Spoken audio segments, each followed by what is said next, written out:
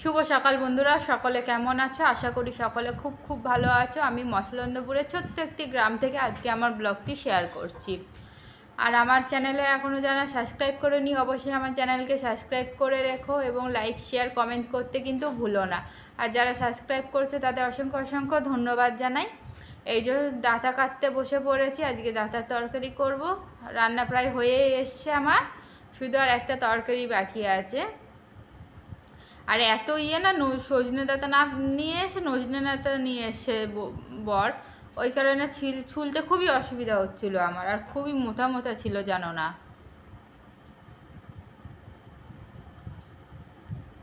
আর তোমাদের সাথে না আজকে একটু অন্যরকম ভিডিও আমি শেয়ার করব। অবশ্যই আমার প্রেগনেন্সির মানে নর্মাল হওয়ার কথা থাকতো, কেন আমাকে সিজার করতে বাধ্য হলো ডাক্তাররা, মানে এতটা ভয় এতটা মধ্যে সেই গল্পটাই আজকে আমি তোমাদের সাথে আমার জীবনের সত্য ঘটনা তোমাদের সাথে শেয়ার করব।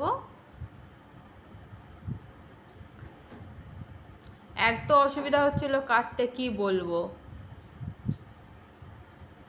আর টেবিলটার অবস্থা দেখা একদম মানে অগোছালো। সকালবেলার দিকে এরকম হয়, যেহেতু সকালে একটা রেসিপি করেছিলাম ওই কারণে, তারপর মা রেসিপি করে আমি করি, সব মিলিয়ে না ভীষণই মানে কি বলবো ক্লান্ত হয়ে পড়ি। আর এই যে মা এসেছে, মা এখন আমাকে বোঝাচ্ছে যে ছাদে কিছু জিনিস মা রোদ্দুরে দিয়ে এসে সেগুলো মচমচে হওয়া পর্যন্ত যাতে না নামিয়ে নিয়ে আসি, যেহেতু কিছু গুঁড়ো করবে ওই কারণে সেই রেসিপিগুলো আমি তোমাদের সাথে শেয়ার করব।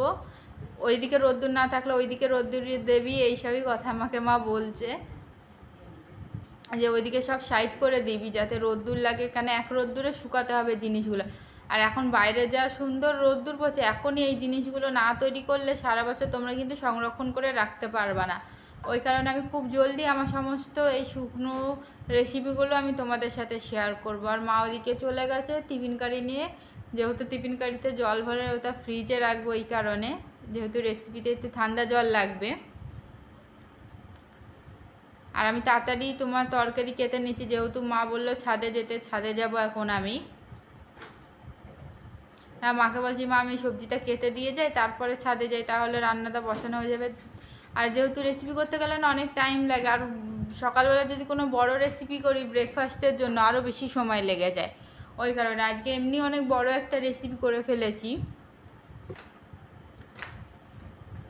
একসাথে দুজনে সংসারে হাতে পাতে না করলে না সত্যি বন্ধুরা কি বলবো, একার ওপরে ভীষণ চাপ হয়ে যায়। আর মা সেটা একদমই মানে পছন্দ করে না যে তোর ওপরে শুধু চাপ কেন থাকবে। মা আমার সাথে মিলেমিশে সারাক্ষণই কাজকর্ম করতে থাকে যাতে আমার তাড়াতাড়ি হয়ে যায়। যেহেতু বাচ্চাকে দুধ খাওয়াতে গেলে না অনেক টাইম লাগে, তোমরা তো জানো, যেহেতু পুচকুসোনার এখনও সবাই 5 মাস, এখনও তো তোলা খাবার ওকে কিছু খাওয়ানো হয় না, ও শুধুমাত্র বুকের দুধই খায় আর কিচ্ছু খায় না, ওই কারণে। আর হাজব্যান্ড বাইরে তোমার পুচকুসোনার জন্য যেটা বানানো হচ্ছে সেটা রং করছিল, ওই কারণে ওই যে জানলা থেকে তোমার ইয়েটা দিচ্ছে যে ওটা বাইরে একটু পাখা টাইপের লাগাবে, ওই কারণে।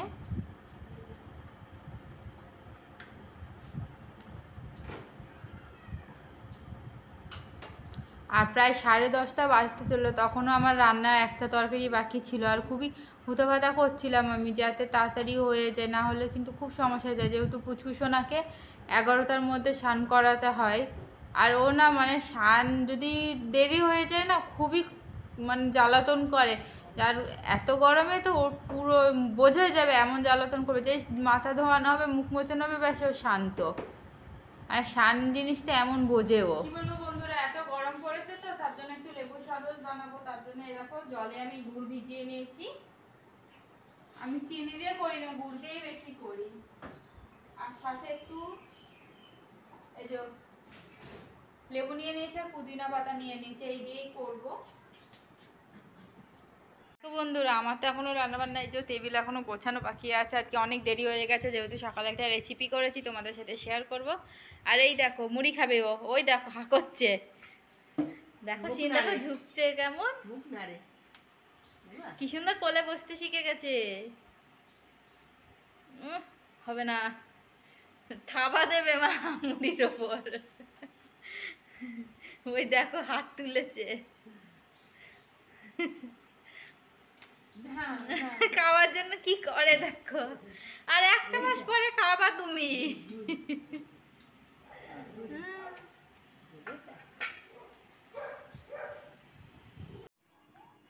এই যে বিকেলবেলা দেখো পুচকুসোনার খেলা দেখো মায়ের সাথে। তাই তাই তাই তাই তাই দেখি তো তাই তাই। আর এই যে বন্ধুরা আমি কাপড় ভাঁজ করতে করতে তোমাদের সাথে আজকে একটু কি বলবো মনের কিছু কথা তোমাদের সাথে শেয়ার করব। মামা বাড়ি যাই, দুধ ভাত খাই, দুষ্টু একটা খাই। দেখো কেমন সুন্দর তাই তাই করে, তাই তাই করতে দুষ্টুমি কি করে, ভালোবাসি, শুধু দুষ্টু। তাই তাই করতে কত ভালোবাসি। আর সেদিনকে ওর বাবা এই জামাগুলো ওর জন্য নিয়ে এসে এই গরমে পরার জন্য, যেহেতু জামা আছে না এই দেখো সব পিঠ কাটা, এই দেখো। আর না তোমার খুব অসুবিধা হয় বাইরে বের করতে ওইভাবে নিয়ে, এই কারণে। আর কি বলবো বন্ধুরা, জীবনের সব থেকে বড় অধ্যায় তো মাদের জীবনে একটা সন্তান। সেই অধ্যায়টাই আজকে আমি তোমাদের সাথে, তোমরা হয়তো অনেকেই শুনেছো বা আমি হয়তো অনেকটা ক্লিয়ার করেছি যে আমার কেন সিজার করতে হলো নর্মাল সমস্ত কিছু থেকেও। কি বলবো বন্ধুরা, ইচ্ছা ছিল যে সমস্ত এর জন্য প্রেগন্যান্সির প্রথম থেকেই তোমার হাঁটা চলা করা, খাওয়া দাওয়া সমস্ত দিক থেকে। এবার যখন আমি হেলথে যেতাম তখনও তারা বলতো সমস্ত কিছু নর্মাল আছে। অনেক সময় দেখেছি প্রেগনেন্ট হলে তোমার 5-6 মাসের পর থেকে মায়েদের পা ফুলতে আরম্ভ করে, পায়ে জল আসে। আমার কিন্তু কিচ্ছু হয়নি, সব একদম নর্মাল, ওজনের দিক থেকেও একদম পুরো নর্মাল ছিলাম। তাও হঠাৎ একদিন তোমার খুব 2 দিন ধরে খুব পেটে ব্যথা হচ্ছিল। মাদের বললাম যে মা আমার না খুব পেটে ব্যথা হচ্ছে, ডাক্তার দেখাতে হবে। মা বললো ঠিক আছে, এমনিও তো ডেট দিয়েছিল যে লাস্ট ছবি করার, এর জন্য একেবারে গেলাম। গিয়ে হঠাৎ তোমার ছবি করলাম, কত দেরি সেদিন, ডাক্তারেও আসতেও দেরি হয়েছিল অনেক, বসেই আছি। আর অন্যদিন হলে না মা আমাদের সাথে যায় না, বলে তোরা ছবি করে আয়, তারপরে যেদিন ডাক্তারের সাথে কথা বলার থাকবে সেদিনই আমরা যাব। ওই এবার মারও সেদিন মন হঠাৎ চেয়েছে, যেহেতু সেদিনকে মাসকাবাড়ির মাল তুলতাম, যেহেতু কদিন পরে ডেট ছিল আমার, ওই কারণে তোমার মা বললো চ আমিও যাই তোদের সাথে। সত্যি ঈশ্বরের কি ইচ্ছা, মা সেদিনকে মায়ের মনে কথা বলেছে, মা আমাদের সাথে গেছে। না হলে আমি আর হাজবেন্ড যে অত বড় একটা মানে কিভাবে সামলাতাম জানি না দুজনে মিলে। তারপরে তো তোমার গেলাম, ছবি করা হলো। ছবি করার পর ডাক্তার বললো তোমরা কিছুক্ষণ বসো, তোমাদের সাথে কথা আছে। বললাম ঠিক আছে। আমি মাকে বাইরে বেরিয়ে বলছি মা আমার মনে হয় হয়তো কালকে সিজার করে দেবে, যে কালকে, তারপর যেহেতু কালকে তার ননদের জন্মদিন ছিল আমি ওর জন্য বলছিলাম। এবার দেখা যাক। দিয়ে অনেকক্ষণ বসার পর যখন ডাক্তার ডাকলো, ডাক্তার দেখে বললো তোমার হচ্ছে বেবি 2খানা কল পেঁচিয়ে নিয়েছে। আমার তো ভয়ে জানতো বেরিয়ে যাওয়ার মতো অবস্থা, যে সব প্রথম দিক থেকে যতক্ষণ ছবি করেছি করেছি সমস্ত দিক ঠিক ছিল, কিন্তু হঠাৎ করে লাস্টে যে এসে যে ওই রকম কিছু শুনতে হবে মানে জীবনেও ভাবতে পারিনি আমি। তাও ঠিক আছে, হঠাৎ বললো বাচ্চার শ্বাসকষ্ট আরম্ভ হয়ে যেতে পারে, অলরেডি শুরু হয়ে গেছে। যেহেতু ওর জল নাড়িতে এমনভাবে পেঁচিয়ে নিয়েছিল না, জলটা ভেতরে যাচ্ছিল না, পেটে জলও শুকিয়ে আসছিল। ঠিক আছে, তার জন্য আমরা সাথে সাথে বললাম ডাক্তারবাবু কি করা যায়। ডাক্তারবাবু বললো তোমাকে কালকেই সিজার করতে হবে। আর ঠিক আছে, তো সাথে সাথে আমাকে 2খানা ইঞ্জেকশন দিয়ে দিল যাতে বাচ্চার শ্বাসকষ্ট না শুরু হয়ে যায়। আর আমি তো এখানে মসলন্দপুরে ডাক্তার দেখাতাম, ওখানে হওয়ার কথা ছিল, কিন্তু কি সে কত দূর, বারাসাত চলে যেতে হলো। সেই তারপরের দিন ভোরবেলা, সেদিন তো সারা রাতে আমি, মা, হাজবেন্ড কেউ ঘুমায়নি। হাজবেন্ড তো বারবার উঠে বলছে বেবি নড়ছে তো, বেবি নড়ছে তো। আমি বলছি হ্যাঁ বেবি নড়ছে, তুমি চিন্তা করো না। সারা রাত আমরা কেউ ঘুমায়নি। পরের দিন ভোরবেলা একদম 5টার সময় বেরিয়ে পড়লাম, যেহেতু 7টার সময় সিজার হওয়ার কথা ছিল। আর ফার্স্ট সিজারই মানে সিজারটা আমারই হওয়ার কথা ছিল। সারা রাস্তা প্রার্থনা করতে করতে শুধু গেছি, শুধু মনের মধ্যে ভয় হতো। যাক ঈশ্বরের অনেক ধন্যবাদ, অনেক আশীর্বাদ, আমাদের জীবনে বাচ্চাটা যখন হলো একদম সুস্থ সবল। ওকে রাখা লাগেনি তোমার আলাদা করে, বলেছিল যে আলাদা করে রাখা লাগতেই পারে। আমি তো মনে মনে খুবই প্রার্থনা করছিলাম যাতে না রাখা লাগে ওকে, এবং সুস্থ সবলের ভাবে যাতে আমার কোলে তাকে দিয়ে দেয়। তো 2 থেকে 2 ঘন্টা মতো রেখেছিল না ওখানে অবজারভেশনে। 2 ঘন্টা রাখার পরে ওকে তারপরে আমার কাছে দিয়ে দিয়েছিল। দুষ্টু এত জ্বালাতন করেছে ও বেঁচে থাকতে, বাইরে এসে যে কি আরম্ভ করেছে কি বলবো। কি সবাইকে বলে দাও আমি দুষ্টু না, আমি ভালো মেয়ে, আমি সোনা মেয়ে, সত্যি আমি সোনা বন্ধুরা মেয়ে, আমি মানে লক্ষ্মী মেয়ে। আমাদের না নাজেহাল অবস্থা ওকে নিয়ে, ও যতক্ষণ জেগে থাকে না গো, ঘুমালে অনেক লক্ষ্মী। তাও দেখো আর না তো আমরা কাজ করতে পারি বলো, দুজন আমরা বাড়িতে থাকি, ব্লগের কাজ হয়, ও ভিডিও করে, এডিট করে, সংসারে রান্না বান্না সমস্ত কাজ আমাদের করতে হয় দুজনে মিলে। আবার রান্না কিচেনের কাজ করি আমি, সেগুলোকে ও ভিডিও করে, এডিট করে।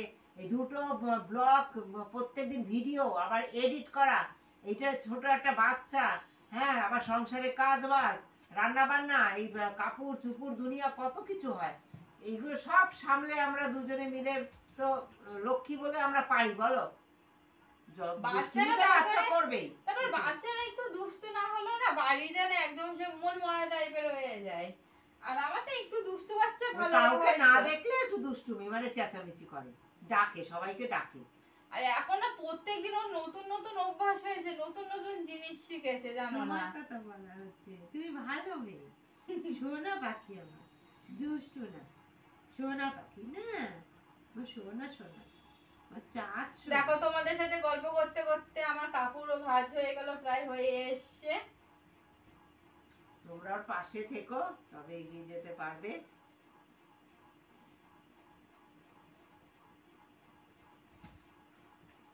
আর প্রত্যেকদিন এত কাপড় হয়, অন্তত ওর তো কাপড় প্রত্যেকদিন রেগুলার অনেক কাপড় হয় ওর।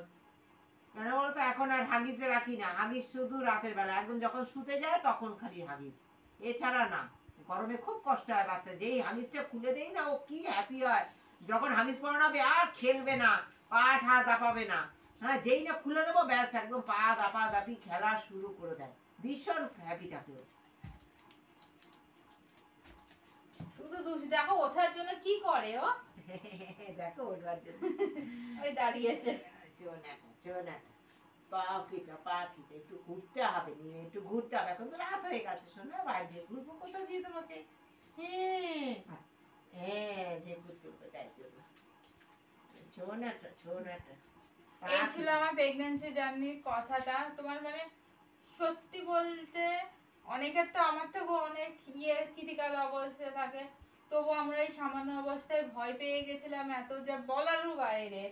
মনের মধ্যে শুধু ভয় ছিল, সেই সারা রাত তোমার একটা কথাই চিন্তা করতাম যে সুস্থ সবলভাবে বাচ্চাটাকে অন্তত যাতে আমরা আমাদের কাছে ফিরে পাই। এত দিনকার এত সকলের আশা, সকলের ছিল। অনেক আশা। ঠিক আছে বন্ধুরা, আমি আমার ব্লগটা দিয়ে এখানে শেষ করে দিলাম। আর আমার সকল ইউটিউব পরিবার তোমরা ভালো থেকো, সুস্থ থেকো, আমার পাশে থেকো, আমাকে এগিয়ে যেতে তোমরা সাহায্য করো। অবশ্যই তোমরা আমাকে সাহায্য করছো, আমার প্রত্যেকদিন ব্লগ দেখছো, আমার শর্ট ভিডিও তোমরা দেখছো, সেখানে রান্নার বিভিন্ন আইটেম মা প্রত্যেকদিন ছাড়ে। আর অনেক সহজে তোমরা সেই রান্নাগুলো বাড়িতে বানিয়ে মানুষের মন জয় করতে পারো। অতিথি আপ্যায়নে তো ভীষণ এই যে টমেটোর গুঁড়োটা করেছি, আছে। টমেটোর গুঁড়োটা বলে দে। হ্যাঁ, টমেটো গুঁড়ো যে রেসিপিটা মা করেছে অবশ্যই একটাবার দেখো, তোমরা কিন্তু ওটা সারা বছর সংরক্ষণ করে রাখতে পারবা। সমস্ত কিছুতে দিতে পারবে, বাচ্চাদের কত খাবার, এমনি তোমরা রান্নায়ও দিতে পারবে। অনেক সময় যেহেতু না মানে বছরের এক সময় তো সমস্ত কিছুরই দাম বেড়ে যায়, অন্তত বিশেষ করে টমেটো, আর এক সময় তো টমেটো পোস্তও আরম্ভ করে দেয়। এই কারণে তোমরা যদি পাউডারটা করে রাখো সারা বছর, তোমাদের যারা সারা বছর টমেটো খেতে ভালোবাসো তারা পেয়ে যাবে ওই স্বাদটা, পুরো একদম অরিজিনালি মনে হবে যে তোমরা টমেটোই তরকারিতে দিয়েছো। দেখে শুধু আমি কাপড় ভাঁজ করি, আমাদেরকে ঘুরে ঘুরে দেখছে। আর ও না এতটাই যে আমরা কোনো কাজ করলে শুধু ঘুরে ঘুরে দেখবে কাজটা আমরা কিভাবে করছি। কি বোঝে কাজের কে জানে, কাজ করবে কাজ করবে কাজ করবে, ঠাম্মির মতো কাজ করবে, মামের মতো কাজ করবে না।